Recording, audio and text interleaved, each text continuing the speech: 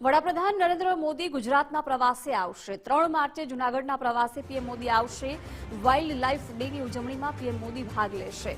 સાસણગીર ખાતે નેશનલ કોન્ફરન્સમાં તેઓ હાજરી આપવાના છે।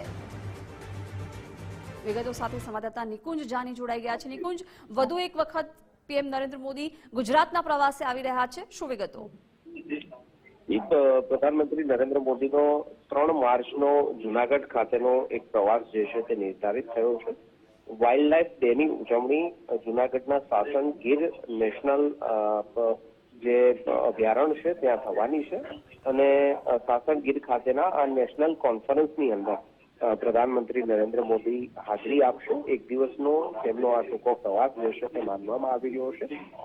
3 માર્ચ બાદ પ્રધાનમંત્રી ફરી એકવાર ગુજરાતની મુલાકાતે આવશે, જેમાં તેઓ 7 અને 8 તારીખે નવસારી અને દક્ષિણ ગુજરાતના પ્રવાસ પર તેઓ છે। તો એક અઠવાડિયાની અંદર પ્રધાનમંત્રી નરેન્દ્ર મોદી 2 વખત ગુજરાતના પ્રવાસો જે છે તે પહોંચવાના છે। જી નિકુંજ, આભાર જાણકારી માટે।